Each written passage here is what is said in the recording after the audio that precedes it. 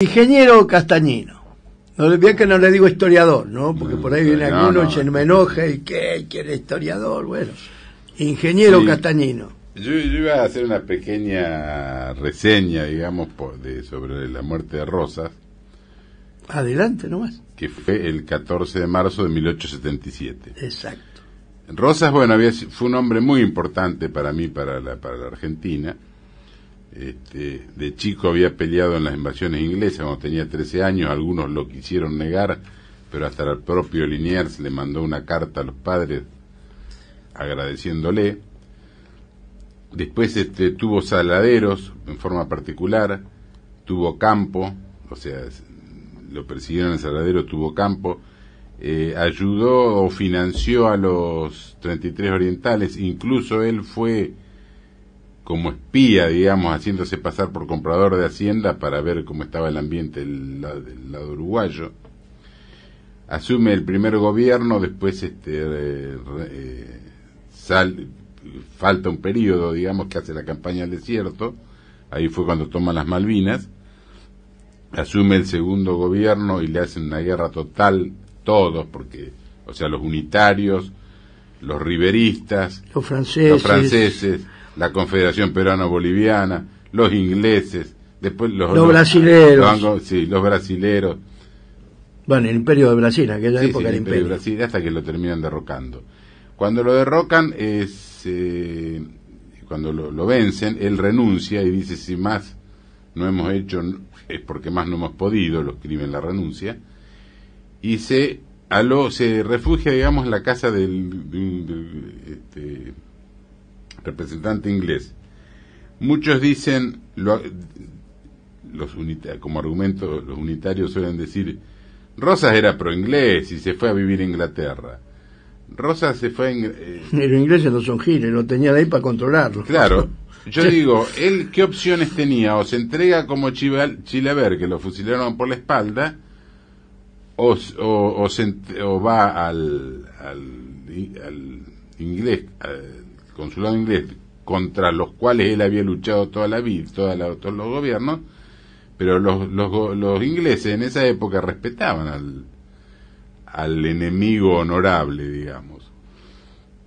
Incluso Rosas, a pesar de todo el conflicto que hubo con los ingleses, nunca dejó que se atacara a propiedades o a como es, residentes ingleses. Eso del lado de Rosas era la única posibilidad que tenía. Del lado de los ingleses, ¿por qué lo llevan? ¿Por qué va? ¿Va o lo llevan? Porque era una forma de tenerlo controlado. Exacto. Por otro lado, Inglaterra en esa época era el único país estable políticamente. En Francia ya estaban las revoluciones, tanto así que hasta San Martín dice que tenía ganas de pasarse a Inglaterra. Rosa se va totalmente sin nada, lleva creo que 2.000 y pico de libras y lo que sí lleva un cajón de papeles que él después dice que es más importante que toda la fortuna que le sacaron. Le expropiaron varias estancias, le expropiaron 300.000 cabezas de ganado. Y todo Palermo. Sí, todo Palermo, la estancia del Pino. Esas eran aguadas que él rellenó de su peculio. Y todos esos terrenos... Es que Rosas toda la fortuna que tuvo, la tuvo antes de asumir el gobierno. La cuestión que él se va sin nada. Es más, cuando, disculpame que te corte, cuando López vence y viene hasta aquí, hasta Buenos Aires, que él le da una gran cantidad de cabezas de ganado para calmar la bronca, eran cabezas de ganado del bolsillo de él. Claro. Buenos Aires no puso un mango. Y la campaña del desierto también la solventó toda él y los amigos de él. La cuestión que él se va a Inglaterra, primero alquila una casa ahí cerca de Londres, después le levantan le habían confiscado los bienes y le levantan la confiscación de los bienes y alcanza a vender la estancia San Martín, que es la estancia del Pino, que está acá en La Matanza. No la alcanza a cobrar todo porque cobra, no sé si 1 o 2 cuotas, y le vuelven a confiscar, pero con ese dinero y algo que le prestaron los amigos, compra en Southampton, compra una chacra chica, la rehace porque tenía el techo destruido, hace 2 o 3 ranchos más, hace corrales, aguadas, pone algunos animales, tenía vacas, caballos, etcétera. Tiene alguna gente que trabaja, algunas camas de servicio, digamos. Tiene no muchas, pero tiene algunas visitas con Palmerston, porque con él habían estado negociando cuando la invasión anglo-francesa, y Palmerston le guardaba respeto. Incluso él en la casa, una vez que lo fue a visitar el sobrino ahí en Southampton, le dijo: en este sillón estuvo sentado Lord Palmerston. Él no salía mucho porque él lo invitaban también, ¿sabes a qué? A cuando hacían esas casas del zorro, porque dice que los ingleses se divertían mucho por la habilidad que él tenía para andar a caballo,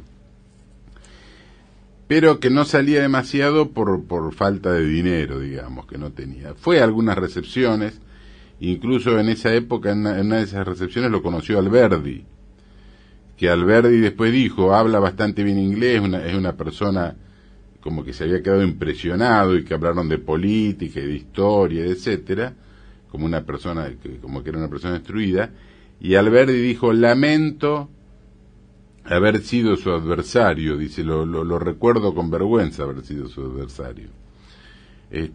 Incluso después Alberdi le comenta a Terrero, le dice: tengo miedo, dice, tengo desconfianza de que se quemen los papeles de Rosas.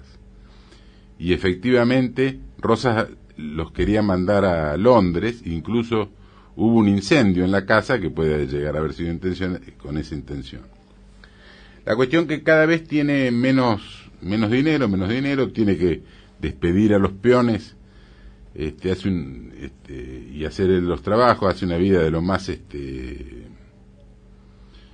honesta, pero digamos humilde, digamos. Sí, una vida ascética. Sí, se dedicaba a escribir, a arreglar los papeles. Incluso él en una carta dice: me afeito 2 veces por semana para no gastar en jabón para afeitarse, vos fíjate. Por último, ya casi no le quedaban animales. En una carta a Josefa Gómez que se escribía, porque sí, era la amiga más claro, más querida. Le cuenta que que le quedaban 3 gallinas y 2 vacas, etcétera, etcétera. Hay un libro interesante, digamos los mensajes epistolares entre Rosas y se llama Urquiza. Carta de Rosas a su amiga y embajadora Josefa Gómez. Yo hablo de digamos, el contacto epistolar que tenía Urquiza con Rosas después de la caída, claro, de Coso, ¿no? Sí, el que yo tengo es el de Raed, que es entre Rosas y Josefa Gómez. Sí, ese es muy interesante.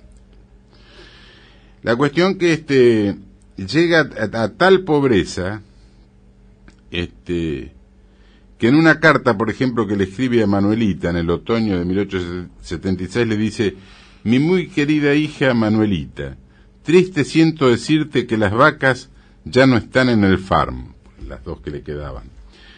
Dice: Dios sabe lo que dispone, y el placer que sentía de verlas en el fiel llamarme, ir a mi carruaje a recibir alguna ración cariñosa de mis manos, y el enviar a ustedes la manteca. Las he vendido por 27 libras, y si más hubiera esperado, menos me hubieran ofrecido. Eso fue en el otoño del 76. Después hubo un crudo invierno. Voy a leer textual del libro mío, que se llama Juan Manuel de Rosas, Sombras y Verdades. Voy a leer una carilla de los últimos capítulos. Dice: el invierno es muy crudo. Un día de marzo de 1877 monta hasta tarde para encerrar unos animales. Tiene 84 años.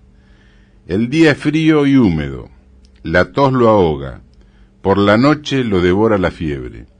Su médico, el doctor John Wibling, le diagnostica bronconeumonía y manda llamar a Manuelita. Ella ya no es una niña, tiene 61 años y sus hijos 18 y 20.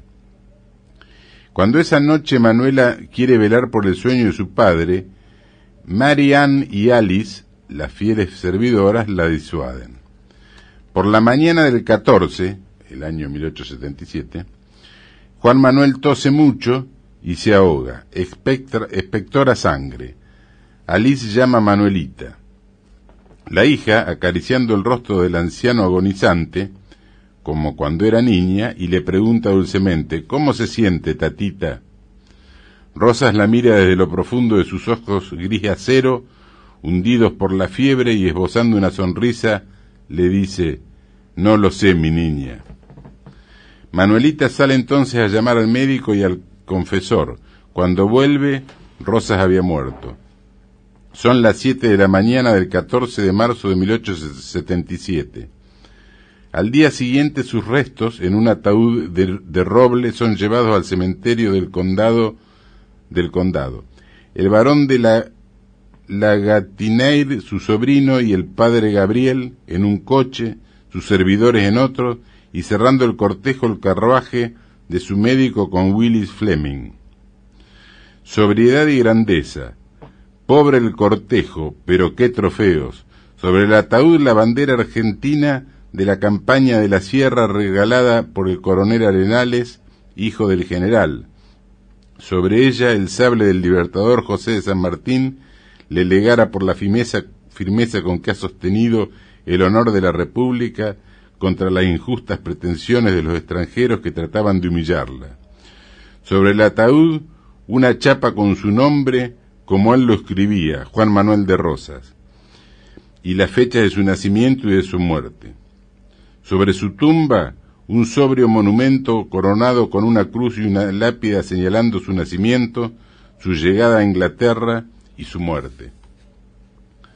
Esta fue la realmente triste muerte de Rosas. Ahora yo quería leer algo, si tengo tiempo, que es algo que escribió Manuel Gálvez, que da, digamos, un poco de esperanza a la muerte de Rosas. Esto lo escribió Gálvez en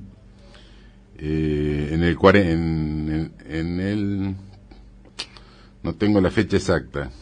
Lo que sí que está... Tiene que haber sido en 1900 sí, y algo, en 1930, sí. de 1940, en la época de que... Dice así, don Juan Manuel de Rosas no ha muerto.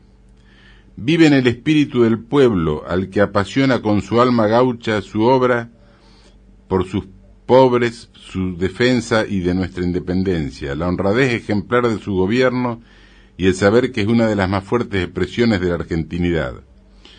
Vive en los viejos papeles que cobran vida y pasión en las manos de los modernos historiadores y que convierten en defensores de Rosas a cuantos en ellos sumergen honradamente en busca de la verdad, extraños a esa miseria de la historia dirigida, desdeñosa de las ficticios honores oficiales. Y vive sobre todo en el rosismo, que no es el culto a la violencia como quieren sus enemigos, o como acaso lo desean algunos de rosistas equivocados. Cuando alguien hoy vitorea Rosas, no piensa en el que ordenó los fusilamientos de San Nicolás, sino en el hombre que durante 12 años defendió con talento, energía, tenacidad y patriotismo la soberanía y la independencia de la patria, contra las dos grandes potencias del mundo. El rosismo, ferviente movimiento espiritual, es la aspiración a la verdad de nuestra historia y en nuestra vida política, la protesta contra la entrega de la patria al extranjero, el odio a lo convencional y a la mentira que todo lo envenena. El nombre de Juan Manuel de Rosas ha llegado a ser hoy, en 1940, lo que fue en 1840, la encarnación y el símbolo de la conciencia nacional, de la Argentina independiente y autárquica, de la Argentina que está dispuesta a desangrarse antes que ser Estado vasallo de ninguna otra gran potencia. Frente a los imperialismos que nos amenazan, sea en lo político o en lo económico, el nombre de Rosas debe unir a los argentinos. Estudiemos su obra y juzguémosla sin prejuicios, y amémosla, no en lo que tuvo de injusta, excesiva y violenta, sino en lo que tuvo de típicamente argentina y de patriótica. Esto lo escribió Gálvez en 1940.